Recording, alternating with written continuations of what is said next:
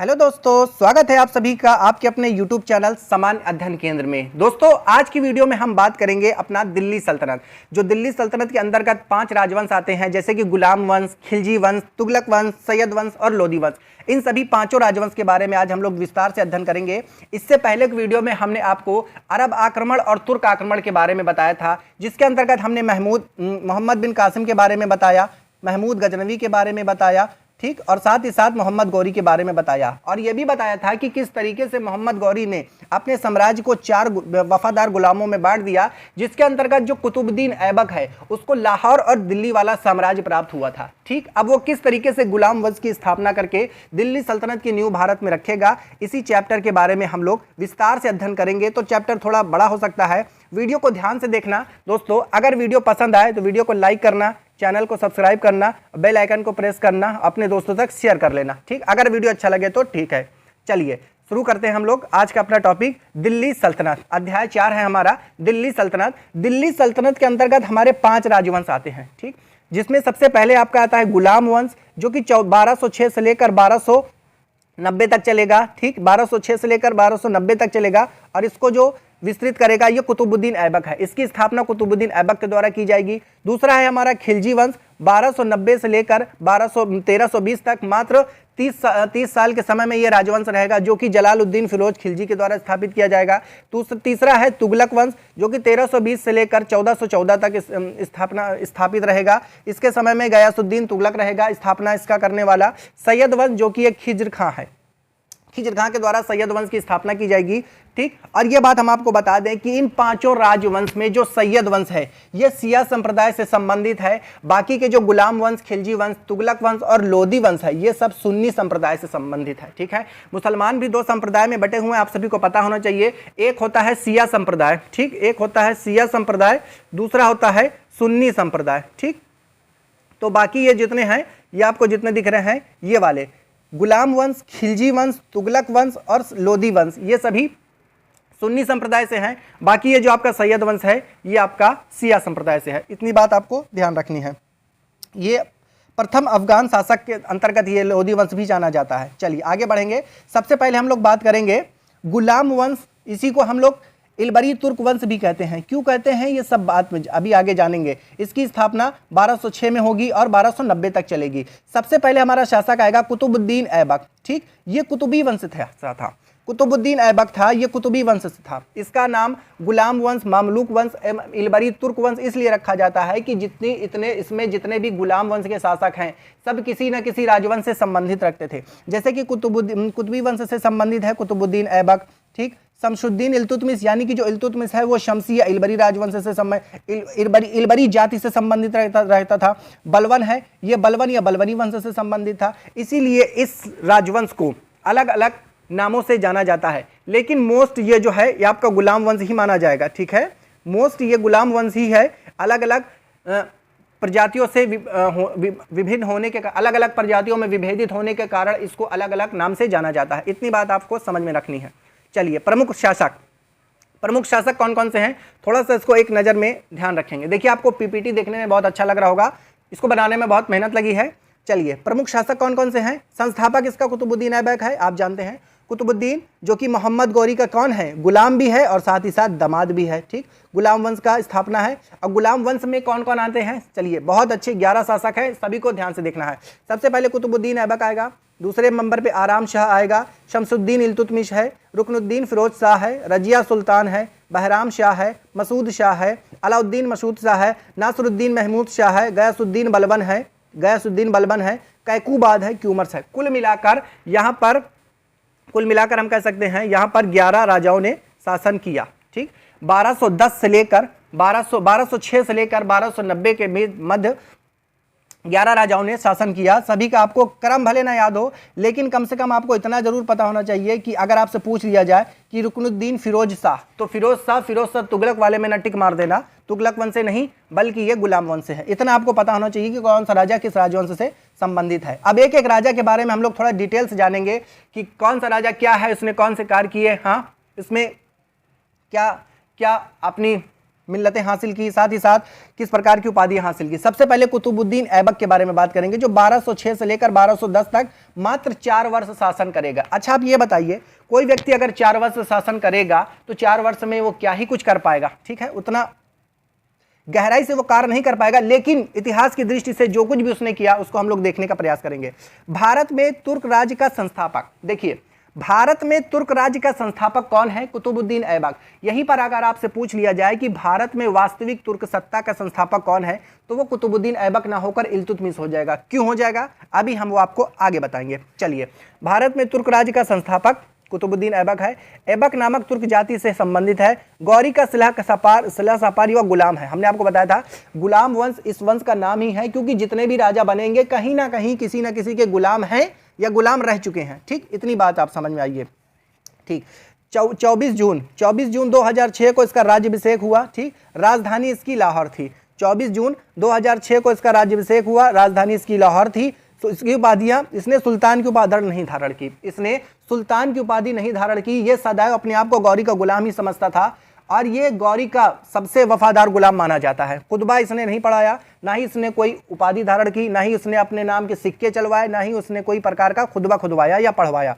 मलिक या सलार की उपाधि धारण की। मलिक यानी कि सिपा सालार वो गौरी का था और सिपा सालार की इसने उपाधि भी धारण की। ठीक, 1208 में क्या होगा, गौरी के भतीजे गयासुद्दीन महमूद ने इसे दास्ता का मुक्ति पत्र दे दिया। जो बगदाद में ख्वारिज्म वाले साम्राज्य में मोहम्मद गौरी के भाई का बेटा यानी कि जो उसका भतीजा था, उसने दास्ता से मुक्ति पत्र प्रदान कर दिया मोहम्मद गौरी को, मोहम्मद कुतुबुद्दीन ऐबक को। ठीक है, इसके सामने समस्याएं कौन कौन सी थी? यलदोज और कुबाचा। ठीक, यलदोज, कुबाचा, और हमने आपको बताया था कुतुबुद्दीन ऐबक, यलदोज और कुबाचा, ये तीनों के मध्य अपने साम्राज्य का विभाजन किया था। तो दिल्ली और लाहौर का जो साम्राज्य कुतुबुद्दीन ऐबक को मिला था, तो कहीं ना कहीं यलदोज और कुबाचा भी चाह रहे थे कि हमको ये साम्राज्य क्यों नहीं मिला, उसको ही क्यों मिला। तो अब इनके सामने नई प्रकार की चुनौतियां हैं। ठीक है, चुनौतियां जब सामने हैं तो क्या करेगा? दिल्ली चुनौतियां हैं तो चुनौतियों का सामना करेगा, युद्ध वगैरह होगा। ठीक है, अब ये सब पढ़ने के लिए आपको विस्तृत इतिहास का अध्ययन करना होगा, जो कि हम आपको एनसीईआरटी पढ़ाएंगे तो उसमें सब कुछ क्लियर हो जाएगा। इसमें कौन कौन सी उपाधियां थी? इसने उपाधियां धारण की कौन कौन सी? कुरान ख्वां। ठीक है, कुरान खां की इसने उपाधियां धारण की। क्यों कुरान खां की इसने उपाधि धारण की? क्योंकि ये कुरान को बहुत ही सुरीले अंदाज और बहुत ही सुनहरे अंदाज में पढ़ता था। जिस प्रकार से कारी साहब नहीं पढ़ते हैं तमाम अच्छे तरीके से कुरान को, उसी तरीके से ये भी पढ़ता था, इसलिए इसको कुरान खां की उपाधि से नवाजा गया। लाख बख्श यानी कि लाखों रुपए का दान करता था। हातिम ताई मिनहाज उस सिराज ने इसको हातिम ताई की संज्ञा दी थी। ठीक है, हातिम ताई मूवी वाला हातिम ताई नहीं। ठीक, मिनहाज उस सिराज एक प्रकार के इतिहासकार हैं, इसने इसको हातिम ताई की संज्ञा दी थी। ठीक, कुरान खां, लाख बख्श, और एक उपाधि आपको याद रखना है इसकी, एक उपाधि इसकी क्या है? पील बख्श की उपाधि है। पील बख्श यानी कि ये हाथियों का भी दान करता था, एक एक हाथी नहीं 100 हाथी के दान कर देता था। ठीक, और यहाँ पर इसके थोड़ा सा और बताया गया है। मृत्यु हो गई 1210 ईस्वी में, चौगान पोलो खेलते समय 1210 में इसकी मृत्यु हो गई। हसन निजामी एक इसका कवि था, दरबारी कवि था हसन निजामी, जिसने ताज उल मासिर की रचना की। ठीक, आई होप कि आपको इतना समझ में आ गया होगा। बहुत कुछ नहीं रखना है इसमें। सुल्तान की उपाधि धारण नहीं की, खुतबा नहीं पढ़वाया, मलिक सपा सालार की उपाधि धारण की, यलदौज और कुबाजा के साथ इसको सामना करना था। दिल्ली सल्तनत की इसने स्थापना कर दी थी। कुरान खां की उपाधि, लाख बख्श की उपाधि, हातिम ताई की उपाधि और एक पील बख्श की उपाधि आपको याद रखना है। 4 उपाधियां इसके पास थी। चलिए, भारत में इस्लामिक वास्तुकला। ठीक, भारत गुंबद निर्माण व मेहराब की निर्माण कला। भारत में गुंबद निर्माण और मेहराब की निर्माण कला रोम बाइजेंटिया साम्राज्य से, रोम बाइजेंटिया साम्राज्य से कहाँ आई? अरब में आई। अरब में आने के बाद ये भारत में आई। भारत में आएगी, क्या होगा? सबसे पहले मस्जिद बनेगी और मेहराब वगैरह बनेंगे दरवाजे के। कुरान की आयत, कलम, स्वास्तिक आदि का प्रयोग, कलम नहीं कमल, कमल। कुरान की आयत और कमल, स्वास्तिक आदि का प्रयोग, मानव व पशु की आरती का प्रयोग यहाँ पर नहीं किया गया है। ये इसके समय में वास्तुकला का प्रयोग किया गया था, तो मानव व पशु की आकृति का प्रयोग यहाँ पर बिल्कुल भी नहीं किया गया था। ठीक, चलिए, 2 मस्जिदों का निर्माण संबंधित है, इससे थोड़ा सा ध्यान रखेंगे। कुव्वत उल इस्लाम मस्जिद दिल्ली कहाँ से है? ये देख लीजिए, आप में मस्जिद का थोड़ा सा चित्र बना हुआ है, चित्र लगाया है। कुव्वत उल इस्लाम मस्जिद, जो कि भारत की प्रथम मस्जिद थी। अगर आपसे पूछा जाए कि भारत में प्रथम मस्जिद कौन सी थी? कुव्वत उल इस्लाम मस्जिद। कहाँ बनी है? जैन व वैष्णव मंदिर के अवशेषों पर। ठीक, जैन व वैष्णव मंदिर को तोड़कर या उसके अवशेषों पर यह मस्जिद बनाई गई है। ठीक, 2.5 दिन का झोपड़ा जो कि अजमेर में है, ये भी एक प्रकार की मस्जिद है, बौद्ध मठों के अवशेषों पर, ठीक, बौद्ध मठों के अवशेषों पर बनी है। साथ ही साथ विग्रहराज चतुर्थ द्वारा लिखित नाटक हरकेली में ये, और कहीं कहीं आपको देखने को मिलेगा कि विग्रहराज चतुर्थ द्वारा जो संस्कृत विश्वविद्यालय बनाया गया था उसको तोड़कर उस पर इस 2.5 दिन के झोपड़े का निर्माण किया गया है। ठीक है, लेकिन आपको ये जो चीज़ हमेशा याद रखना है कि कुव्वतुल इस्लाम मस्जिद का संबंध किससे है? कुतुबुद्दीन ऐबक से है। 2.5 दिन का झोपड़ा का संबंध किससे है? कुतुबुद्दीन ऐबक से है। ठीक, किसने बनवाया, कहाँ बनवाया, ये इंपॉर्टेंट नहीं है, किसने बनवाया ये इंपॉर्टेंट है। चलिए आगे बढ़ते हैं। कुतुब मीनार के बारे में थोड़ी जानकारी। कुतुब मीनार, ठीक, नाम किसने? कुतुबुद्दीन ऐबक ने इसका नाम डिजाइन किया। किसकी याद में बनाया? सूफी संत कुतुबुद्दीन ख्वाजा बख्तियार काकी की याद में यह बनाया गया। कुतुबुद्दीन ऐबक ने इसकी नींव रखी थी। ठीक है, देखना, अब थोड़ा ध्यान से देखना। नंबर 2, लाल व पीले बलुआ पत्थर संगमरमर का प्रयोग किया गया। 1993 में यूनेस्को के विश्व विरासत स्थल में इसको शामिल किया गया। लाल कोट के अवशेषों पर निर्मित है। चलिए यहां पर आप देखिए कुतुब मीनार, थोड़ा सा देख लीजिए। यहाँ पे ये आपकी कुतुब मीनार बनी है। ठीक, कुतुब मीनार का निर्माण प्रारंभ किया किसने? कुतुबुद्दीन ऐबक ने। अन्य 3 मंजिलों का निर्माण किसने कराया? इल्तुतमिश ने। उसके बाद 1369 में बिजली के कारण क्षतिग्रस्त फिरोज शाह तुगलक ने इसका जीर्णोद्धार कराया, 5वीं मंजिल जोड़ दी। ठीक, पहली मंजिल किसने बनाई? कुतुबुद्दीन ऐबक ने। दूसरी, तीसरी, चौथी मंजिल किसने बनाई? इल्तुतमिश ने। लेकिन जब आंधी तूफान के कारण यह ध्वस्त हो गई तो क्या होगा? फिरोज शाह तुगलक ने इसका जीर्णोद्धार कराई, यानी कि इसकी रिकंस्ट्रक्शन कराया, मरम्मत कराया। साथ ही साथ एक लास्ट वाली मंजिल, 5वीं मंजिल भी इसने जोड़ दी। ठीक, 1505 में भूकंप के कारण इसका नुकसान हुआ। सिकंदर लोडी ने भी इसका जीर्णोद्धार कराया। 1830 में रॉबर्ट स्मिथ ने जीर्णोद्धार कराया व कपोला जोड़ा, जिसे स्मिथ फॉली भी कहते हैं। ये तिथि कुतुब मीनार की कुछ बायोग्राफी, थोड़ा सा आपको ध्यान रखना है। ठीक, अगला शासक पढ़ेंगे हम लोग शमसुद्दीन इल्तुतमिश। इल्तुतमिश के बारे में इसका परिचय क्या है? 1211 में आराम शाह को मारकर यह शासक बनता है। ठीक, 1211 में आराम शाह को मारकर शासक बनता है इल्तुतमिश। ऐबक का गुलाम, गुलामों का गुलाम या दामाद की संज्ञा भी दी जाती है, इसको गुलामों का गुलाम भी कहा जाता है। इलबरी तुर्क व बदायूं का गवर्नर भी था। इलबरी प्रजाति का यह तुर्क था, साथ ही साथ शासक बनने से पहले यह बदायूं का गवर्नर भी था। दिल्ली सल्तनत का वास्तविक संस्थापक इसको माना जाता है। एज इट इज क्वेश्चन आपको याद रखना है। यदि आपसे पूछा जाए दिल्ली सल्तनत का संस्थापक कौन था, तो कुतुबुद्दीन ऐबक था। दिल्ली सल्तनत का वास्तविक संस्थापक कौन था, तो इल्तुतमिश था, शमसुद्दीन इल्तुतमिश था। क्यों दिल्ली सल्तनत का वास्तविक संस्थापक कुतुबुद्दीन ऐबक को ना मानकर इल्तुतमिश को क्यों माना जाता है? इसके 2 कारण हैं। सबसे पहले इल्तुतमिश ने क्या किया? ये 1211 से लेकर 1236 तक इसने शासन किया, लगभग 25-26 साल इसने शासन किया। तो 25 साल के लंबे समय अंतराल में शासन करने के कारण ये व्यक्ति क्या करेगा? कुछ ना कुछ अच्छे काम करेगा, बिल्कुल करेगा। लेकिन कुतुबुद्दीन ऐबक 1206 से 1210 तक शासन कर रहा है, वो कुछ ज्यादा इतना कुछ नहीं कर पाएगा। नंबर 1 कारण ये है। नंबर दूसरा कारण है कि जो ऐबक था, ऐबक क्या करेगा? ऐबक ने अपनी राजधानी कहाँ बनाई? लाहौर में बना दी। ठीक, लाहौर में अपनी राजधानी बना दी। तो लाहौर में राजधानी बनाने के कारण इसको दिल्ली सल्तनत का वास्तविक संस्थापक नहीं कहा जाता। लेकिन इल्तुतमिश जो क्या करेगा? इल्तुतमिश ने अपनी राजधानी कहाँ ट्रांसफर कर ली? इल्तुतमिश ने अपनी राजधानी दिल्ली बना ली। ठीक, इल्तुतमिश ने अपनी राजधानी दिल्ली बना ली। जब इसने अपनी राजधानी दिल्ली बना ली, इस कारण इसको दिल्ली सल्तनत का वास्तविक संस्थापक माना जाता है। अब इतनी बात आपको समझ में आ गई होगी। चलिए आगे बढ़ते हैं। आगे क्या कह रहा है? दिल्ली सल्तनत का वास्तविक संस्थापक माना जाता है। 1229 में बगदाद के खलीफा से सुल्तान की उपाधि प्राप्त करने वाला प्रथम शासक है। अब देखिए, अब हो सकता है कि दिमाग में कुछ खड़बुड़ चल रही हो। देखिए, जो महमूद गजनवी था वो दुनिया का प्रथम सुल्तान था। महमूद गजनवी दुनिया का प्रथम सुल्तान था, लेकिन दिल्ली सल्तनत के अंतर्गत अगर गुलाम वंश के बारे में बात करें तो 1229 में बगदाद के खलीफा से सुल्तान की उपाधि प्राप्त करने वाला या जो है इल्तुतमिश प्रथम सुल्तान था। और इसकी मृत्यु कब हो जाती है? 1236 में हो जाती है। इतनी चीज आपको पढ़ना है। चलिए आगे। प्रमुख युद्ध एवं कार्य, यानी कि इल्तुतमिश ने क्या क्या किया? तराइन का तृतीय युद्ध हुआ, इल्तुतमिश बनाम यल्दौज। ठीक, इल्तुतमिश और बनाम यल्दौज। अभी तक आपने तराइन का प्रथम युद्ध, तराइन का द्वितीय युद्ध सुना होगा कि पृथ्वीराज चौहान मोहम्मद गौरी 1191, पृथ्वीराज चौहान मोहम्मद गौरी 1192। ठीक, अब तराइन का तृतीय युद्ध भी सुन लीजिए। 1215 में इल्तुतमिश बनाम यल्दौज, यानी कि इल्तुतमिश और यल्दौज के बाद हुआ। कौन सा यल्दौज? यही यल्दौज जो मोहम्मद गौरी का एक वफादार गुलाम ये भी था। लेकिन कहीं ना कहीं तीनों मिलकर सोच रहे थे कि हमको दिल्ली और लाहौर का शासन मिल जाए, वो सोच रहे थे हमको दिल्ली और लाहौर का शासन मिल जाए। तो क्या होगा? कहीं ना कहीं झगड़ा लड़ाई होगा, बिल्कुल होगा। मंगोल आक्रमणकारी चंगेज खां के हमले को इसने टाल दिया। ये इसकी कहानी बड़ी लंबी है, जब आप विस्तृत इतिहास पढ़ेंगे नेट जेआरएफ के लिए या पीजीटी के लिए तब इसकी कहानी आपको समझ में आएगी। ठीक, यहाँ पर अभी हम लोग बीपीएससी टीआरई 4 को देखिए बीपीएससी टीआरई 4 को जीएस पॉइंट को सामने रखते हुए पढ़ रहे हैं, इसलिए उतना डिटेल में नहीं जाना है। ठीक, ख्वारिज्म सम्राट जलालुद्दीन को शरण देने से इसने मना कर दिया, इसलिए मंगोल आक्रमणकारी से ये बच गया। इसके अन्य कार्य क्या क्या है? कुतुब मीनार का निर्माण इसने पूरा कराया। अभी हमने आपको बताया था कि दूसरी, तीसरी, चौथी मंजिल इल्तुतमिश ने बनवाई है। ठीक, उसके बाद 5वीं मंजिल किसने बनवाई है? फिरोज शाह तुगलक ने बनवाई है। उसके बाद इसके जीर्णोद्धार का काम भी सिकंदर लोदी के अंतर्गत गया है। ठीक है, सबसे पहले शुद्ध अरबी के सिक्के इसने जारी किए, चांदी का टंका व तांबे का जीतल इसने चलाया। ये बात आपको ध्यान रखनी है।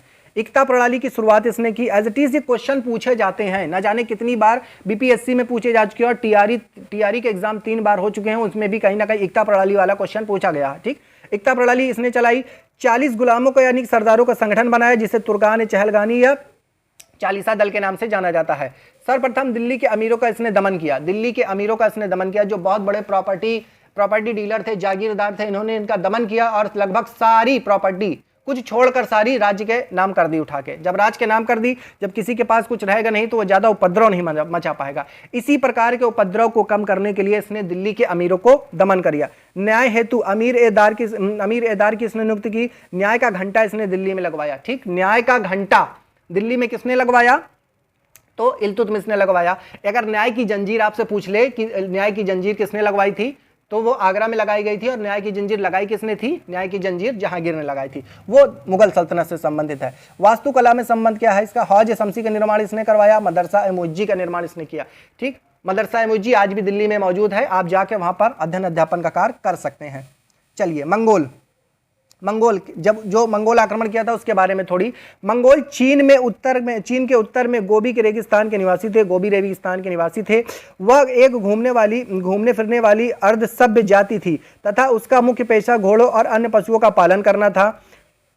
वे बहुत गंदे रहते थे। ठीक है, हाँ, ये बात तो मानना है कि जो आपके ये इल्तुतमिश, ये मंगोल थे जो इल्तुतमिश के समय मंगोल आए थे, ये बहुत ही गंदे तरीके से रहते थे। तमाम उल्टे सीधे काम इसे करते थे तथा सभी प्रकार के मांस खाते थे। अब देखिए, सभी प्रकार के मांस खाते थे। हाँ, चिकन मटन का मांस तो सुना था, अब सभी प्रकार के मांस खाएंगे तो कैसे होंगे, आप समझ सकते हैं। उनमें स्त्री विषयक नैतिकता की सर्वथा अभाव एवं यद्यपि माँ का सम्मान करते थे। वे किसी स्त्री को सम्मान की नज़र से नहीं देखते थे, सिवाय अपनी माँओं को छोड़कर, माता जी को छोड़कर सभी को वो सम्मान की नज़र से नहीं देखते थे। वे विभिन्न कबीलों में बटे थे। उन्हें कबीलों में से एक में 1163 में तेमुचिन उर्फ चंगेज खां का जन्म हुआ, जिसे महान और श्रापित दोनों पुकारा गया। इसका पिता यागुइस बहादुर था। ठीक, ये चीज़ आपको ध्यान रखना है, ध्यान मत भी रखना तो कोई दिक्कत नहीं, मंगोल से क्वेश्चन नहीं पूछा जाता है। अब देखिए, अगला सुल्तान हमारा रजिया सुल्तान। रजिया सुल्तान की ये पेंटेड पिक्चर है, ये किसी कैमरे से इसकी फोटो नहीं खींची गई है, पेंटिंग की करके बनाई गई है। रजिया सुल्तान एक अगर हम लोग दृश्य लगाएं अपना तो ऐसी दिखती थी। ठीक, 1236 में ये शासक बनेगी और 1240 तक ये 4 साल दिल्ली सल्तनत की महारानी के रूप में कार्य करेगी। ठीक है, चलिए, ये तो थी बात। चलिए अब देखते हैं, भारत की प्रथम मुस्लिम शासिका कौन थी? रजिया सुल्तान थी। इल्तुतमिश के पुत्र रुकनुद्दीन फिरोज शाह को हटाया इसने अपने भाई रुकनुद्दीन फिरोज शाह को हटाया। रजिया ने पर्दा प्रथा को त्याग दिया। रजिया ने पर्दा प्रथा को त्याग कर पुरुषों की तरह चोगा यानी कि काबा और कुल्हा टोपी पहनकर राज दरबार में खुले मुंह से जाने लगी। ठीक है, जाने लगी। रजिया ने मलिक जमालुद्दीन याकूत को अमीर आखूर घोड़े का सरदार नियुक्त किया। अब देखिए, याकूत को इसने जो घोड़े का सरदार नियुक्त किया, यहीं से तमाम अमीर सरदारों को और जो चालीसा दल के जो सरदार थे उनको क्या हुआ, एक प्रकार की ज्वालिस होने लगी। तो इसने गिरे हुए आदमी को, ऐसा बोला जाता है कि इसने कितने गिरे हुए आदमी को अमीर आखुर का पद दे दिया। ये बहुत ही नाइंसाफी है लोगों के हिसाब से। अब आगे देखते हैं, गैर तुर्कों को सामन बनाने के रजिया के प्रयासों से तुर्की अमीर विरुद्ध हो गए और उसको बंदी बनाकर दिल्ली की गद्दी पर मुइजुद्दीन बहराम शाह को बैठा दिया। ये देखिए, बात वही आई, जब उसने अमीर आखुर को घोड़े का पद दिया, अमीर आखुर का पद याकूत को दिया, तो सभी प्रकार के सरदार क्या होगा, नाराज होगा और उसको बंदी बनाकर वहां से हटा दिया। रजिया की शादी अल्तुनिया के साथ हुई। ठीक, रजिया की शादी अल्तुनिया के साथ हुई। इससे शादी करने के बाद रजिया ने पुनः गद्दी प्राप्त किया, लेकिन वह असफल रही। रजिया की हत्या 13 अक्टूबर 1240 में डाकुओं द्वारा कैथल के पास हो गई। ठीक, ये मोस्ट इंपॉर्टेंट फैक्ट है, आपसे पूछ लिया जाता है कि रजिया की हत्या कहाँ हुई। आपने गाना सुना होगा ना, रजिया गुंडों में फंस गई, ये वही चीज़ है, उस समय वो गुंडों में फंसी गई थी। चलिए, नासरुद्दीन महमूद शाह, ठीक, नासरुद्दीन महमूद शाह कुछ खास तो इनके बारे में नहीं है, लेकिन एक महत्वपूर्ण पद का सृजन इसके समय में किया गया। कौन सा पद है, चलिए देखते हैं। नासरुद्दीन महमूद, ये नासरुद्दीन महमूद एक दिखाने के लिए बात कही गई है, लेकिन ये हमको लग रहा है ये जहीरुद्दीन मोहम्मद बाबर की फोटो है। चलिए, अत्यंत सादा जीवन था इसका, हाँ सादा जीवन था। इस्लाम के अनुसार इसका जीवन था, हाँ इस्लाम के अनुसार जीवन था। 5 वक्त की नमाज पढ़ता था, रमजान का रोजा रखता था, वगैरह वगैरह। कुरान की नकल यानी कि टीका लिखता था, बोल सकते हैं इसकी तफसीर का बयान करता था या तर्जुमा का बयान करता था। टोपी सीकर अपना जीवन यापन करता था। देख लीजिए कितना ईमानदार है, दिल्ली सल्तनत का बादशाह होते हुए भी टोपी सीकर अपना जीवन यापन कर रहा है, ठीक। और टोपी सीकर जीवन यापन करने वाला एक मुगल बादशाह भी आपको देखने को मिलेगा, जिसको हम औरंगजेब के नाम से जानते हैं। चलिए, बलवन, नाइब ए ममलिकात, इसके समय में क्या हुआ, नायाब ए ममलिकात या नाइब ए ममलिकात का पद सृजित किया गया तुर्कों के विरुद्ध, ठीक। भारतीय मुसलमान रेहान को नायाब बनाया, भारतीय मुसलमान रेहान को नायाब बनाया। पुनः बलवन, नासरुद्दीन महमूद की मृत्यु, ठीक। क्या होगा, नासरुद्दीन महमूद की मृत्यु 1566 में होगी। अब क्या होगा, मृत्यु हो जाएगी तो शमसली इलवरी वंश का जो अंतिम शासक था बलवन क्या करेगा, राजगद्दी पे बैठेगा। आपने पढ़ा भी होगा कि 1365-66 के 1265-66 के मध्य जो आपका राजा बनता है वो गयासुद्दीन बलबन बनता है। तो गयासुद्दीन बलबन की कहानी अब यहाँ से आपको शुरू होगी। तो मैं थोड़ा सा एक आपको कहानी के रूप में समझा देता हूँ कि नासरुद्दीन महमूद जब 1240 में राजा बनेगा तो इसके समय में एक पद का सृजन किया जाएगा जिसको कहते हैं नायाब ममलिकात पद। और इस समय ये जो गयासुद्दीन बलबन है नायाब ममलिकात पद पर रहता है, ये उस वक्त का सबसे महत्वपूर्ण पद था, ठीक। अब धीरे धीरे होते करते नासरुद्दीन महमूद की मृत्यु हो जाएगी तो आगे चलकर गयासुद्दीन बलबन क्या करेगा, राजा बन जाएगा। इसका नाम देखिए, इसका फेस देखिए कितना खतरनाक है। इसका फेस जितना खतरनाक है इसके काम भी बहुत खतरनाक है। जब आप डिटेल हिस्ट्री पढ़ेंगे ना तो आपको ये लगेगा कि इसने किस तरीके से बंगाल के राजा के विरुद्ध किस तरीके से अभियान किया था। सड़क के किनारे खूंटी गाड़कर सभी को ठोक दिया था वहाँ पे। इतना खतरनाक इसका इतिहास है अगर आप अच्छे से पढ़ेंगे तो। लेकिन आपको अच्छे से पढ़ना है कि नहीं पढ़ना है वो आप जानेंगे, लेकिन यहाँ पर हमको उतना ही पढ़ना है जितनी हमको ज़रूरत है। नाम, बहाउद्दीन गयासुद्दीन उलूग खां नासिर खां द्वारा इसे इतनी प्रकार की उपाधि दी गई है, उपाधियां नाम से संबंधित है। इलबरी तुर्क व इल्तुतमिश का गुलाम 1233 में ग्वालियर की विजय के बाद खरीरा के समय इसका पड़ा था, ठीक। अब हमको यहाँ से समझना है क्या इसके प्रमुख कार्य है। इसको आपको इतना जानना है कि गयासुद्दीन बलबन 1265-66 में राजा बनता है, 86 तक राजा रहता है। प्रमुख कार्य, मेवाती डाकुओं की इसने समाप्ति कर दी, ठीक। लौह एवं रक्त की नीति, ये क्वेश्चन आपसे पूछा जाता है कि लौह एवं रक्त की नीति किसने अपनाई थी, तो लौह एवं रक्त की नीति गयासुद्दीन बलबन ने अपनाई थी। बलबन का राजत्व का सिद्धांत किसने चलाया, बलबन ने चलाया। ईरान फारसी शासकों को इसने क्या कर दिया, प्रभावित कर दिया। साथ ही साथ तुर्कान ए चहलगामी की समाप्ति इसने कर दी। जिस तरीके से चालीसा दल की शुरुआत इल्तुतमिश ने की थी और चालीसा दल के सरदारों की पावर ये व्यक्ति जानता था, इसलिए जैसे ही ये 1265 में राजा बनता है वैसे ही तुर्कान चालीसा पद की ये क्या कर देगा, समाप्ति कर देगा। बरीद ए ममलिकात यानी कि गुप्तचर विभाग की स्थापना करेगा। दीवान अर्ज नामक सैन्य विभाग की स्थापना करेगा। नवरोज त्यौहार का यह आरंभ करेगा, यानी कि दिल्ली सल्तनत की राजधानी में राजमहल में नवरोज त्यौहार मनाने की प्रथा इसके समय शुरू हो जाएगी। सीरी नामक इसने शहर बनाया। अन्य प्रमुख तथ्य क्या हैं, विद्वान इसके समय में कौन था, अमीर खुसरो या अमीर हसन, या नहीं, अमीर खुसरो और अमीर हसन दो प्रमुख विद्वान इसके राजदरबार में रहते थे। मृत्यु उसकी 1286 में हो गई, ठीक, मृत्यु इसकी 1286 में हो गई। इसका अंतिम शासक कौन था, गुलाम वंश का अफगानी तुर्क मलिक गया जलालुद्दीन फिरोज खिलजी, अफगान कैमूर्स इसका अंतिम शासक था। अफगानी तुर्क मलिक जलालुद्दीन फिरोज खिलजी जो है वो क्या करेगा, खिलजी वंश की स्थापना करेगा, ठीक। चलिए, थोड़ा सा बलबन के राजत्व के सिद्धांत के बारे में अलग से दिया गया है, इसको जान लेते हैं। सुल्तान को पृथ्वी पर अल्लाह का प्रतिनिधि यानी कि जिल्ले इलाही के नाम से इसको जाना गया। नियमत खुदाही या जिल्ले इलाही, देखिए नियमत खुदाही जिल्ले इलाही, नियमत खुदाही मतलब पैगंबर के बाद ये सुल्तान था। मतलब कि जो मुस्लिम धर्म में पैगंबर होते हैं, पैगंबर मोहम्मद या अन्य प्रकार के जो पैगंबर हुए, कुल मिला के कह सकते हैं कि पैगंबर के बाद जो स्थान रखा गया वो इसी व्यक्ति का रखा गया। ईश्वर का प्रतिनिधि इसको ये मानता है अपने आप को जिल्ले इलाही।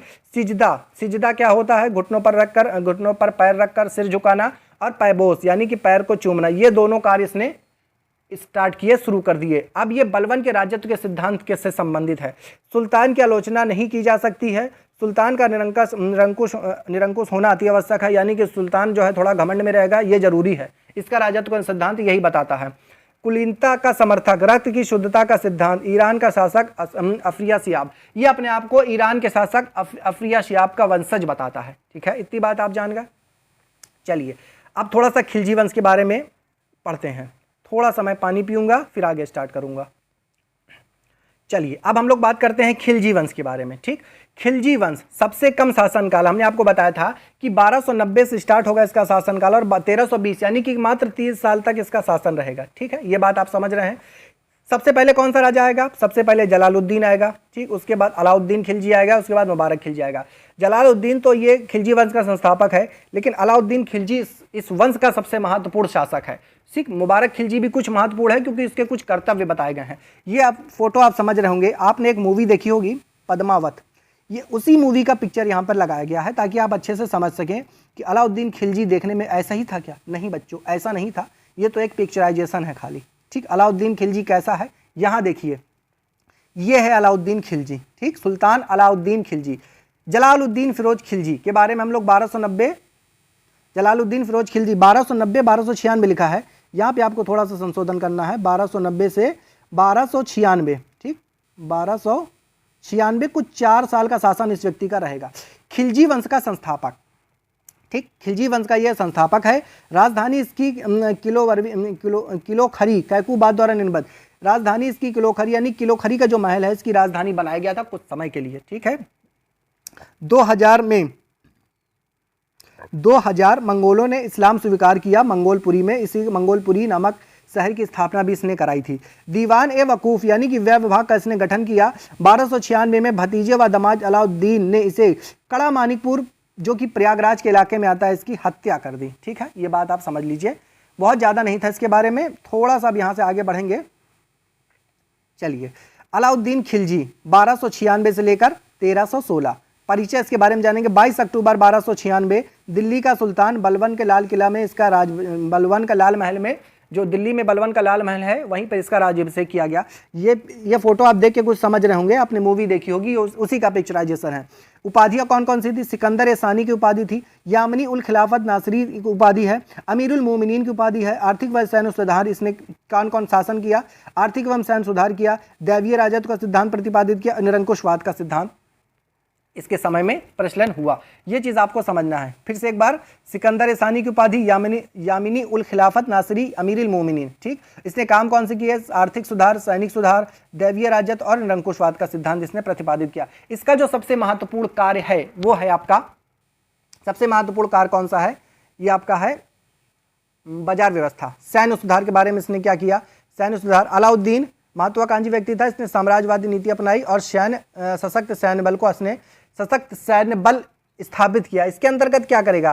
सशक्त सैन्य बल की स्थापना, इसने स्थायी सेना रखा, स्थायी सेना को नगद वेतन देना शुरू कर दिया, वृहत आर्थिक सुधार का आधार बनाया, हुलिया व डाक प्रथा का इसने शुरुआत किया। ठीक है, ये क्वेश्चन आपसे पूछा जाता है। देखिए, जितने भी आपको रेड कलर से दिख रहे हैं ना, जैसे कि हुलिया व डाक प्रथा किसने चलाई, स्थायी सेना का गठन किसने किया, ये सब क्वेश्चन आपके एज इट इज एग्जाम में पूछे जा चुके हैं और पूछे जाने की दोबारा संभावना है।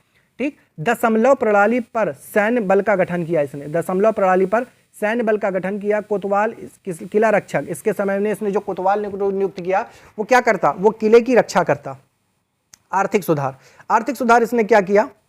जानकारी तारीख ए फिरोज शाही से, देखिए फिरोज शाही, तारीख ए फिरोज शाही जलालुद्दीन फिरोज शाह के समय, गयासुद्दीन फिरोज शाह के समय ये रची गई, लेकिन इसमें अलाउद्दीन खिलजी के आर्थिक सुधारों का वर्णन भी किया गया है।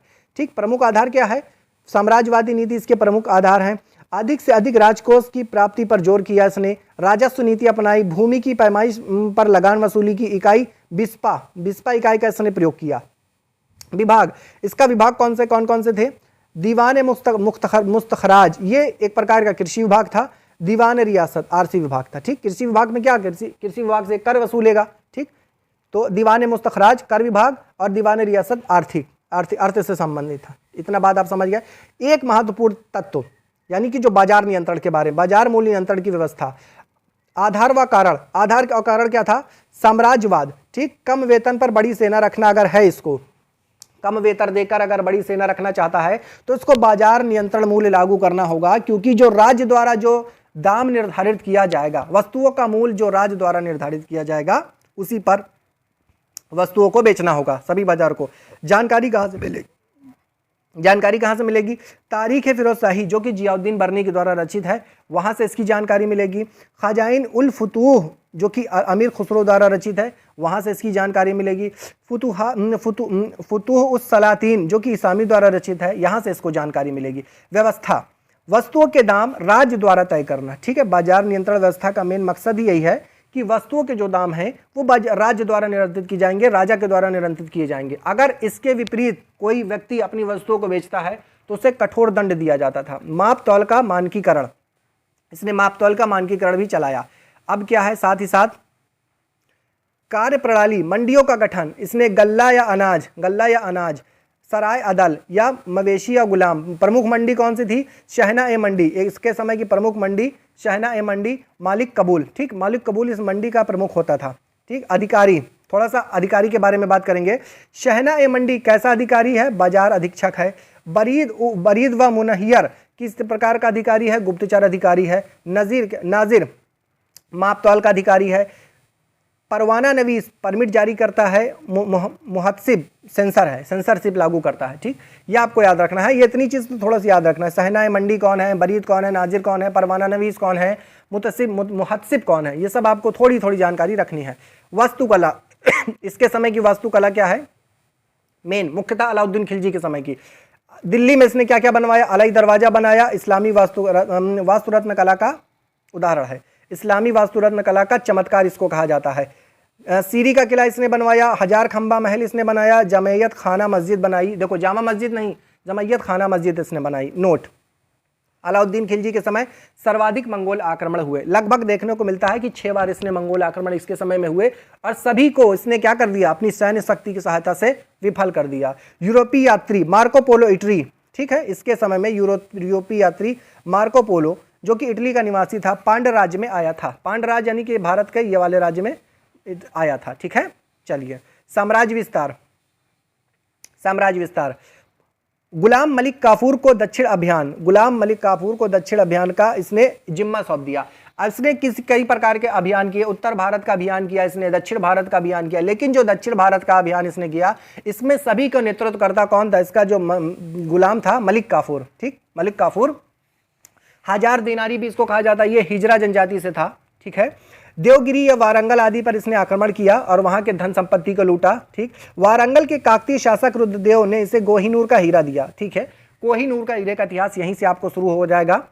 चलिए, अगला है चित्तौड़ अभियान। राजा रतन सिंह, रानी पद्मावती, मलिक मोहम्मद जैसी 1540 में रची गई है। देखिए, आप इसमें थोड़ा कई प्रकार की मिथ्या है। मैं आपको मिथ्या ये बता दूं कि चित्तौड़ अभियान जो राजा रतन सिंह वहाँ के राजा थे, रानी पद्मावती थी, आपने मूवी भी देखी होगी, वहाँ पे बताया गया है कि अलाउद्दीन खिलजी जो है रानी पद्मावती की सुंदरता से आकर्षित होकर वहाँ के शासन पर आक्रमण करना चाहता था और पद्मावती को हासिल करना चाहता था, लेकिन वास्तविक दृष्टि से इतिहास में इसका कोई महत्व नहीं है। मलिक मोहम्मद जायसी की कृत पद्मावत से ये जानकारी मिलती है, जो लगभग 240 साल के बाद रची गई पुस्तक है, ठीक है।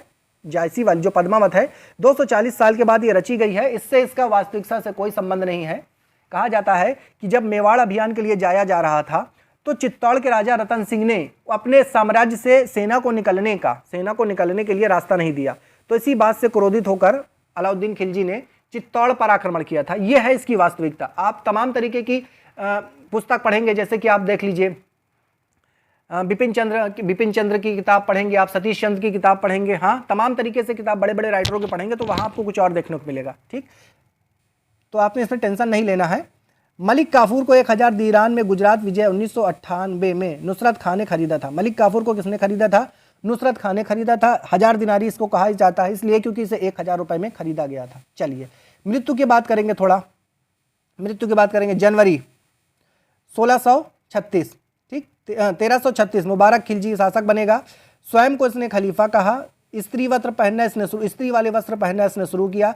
उल इमाम खलाफत उल्लाह, इसने अपने आप को कहकर पुकारा। ठीक। नसरुद्दीन खुसरो शाह, 1320 में नसरुद्दीन खुसरो शाह मूल रूप से हिंदू था, पैगंबर का सेनापति अपने आप को कहता था। मलिक गाजी, ठीक, मलिक गाजी जो कि तुगलक वंश था, इसने इसको क्या कर दिया, मृत्यु के घाट उतार दिया। ठीक। अब आ गया है आपका तुगलक वंश। तो दोस्तों आज की वीडियो में बस इतना ही, मिलते हैं अगले 3 स्वराज्य वंश, 3 राजवंश में नेक्स्ट वीडियो में। तब तक के लिए जय हिंद, जय भारत। दोस्तों अगर वीडियो पसंद आई है तो वीडियो को लाइक करें, शेयर करें, चैनल को सब्सक्राइब करें, क्योंकि आपको सब कुछ मिलने वाला है। एनसीईआरटी और एससीईआरटी हम बहुत विधिवत तरीके से आपको पढ़ाने वाले हैं।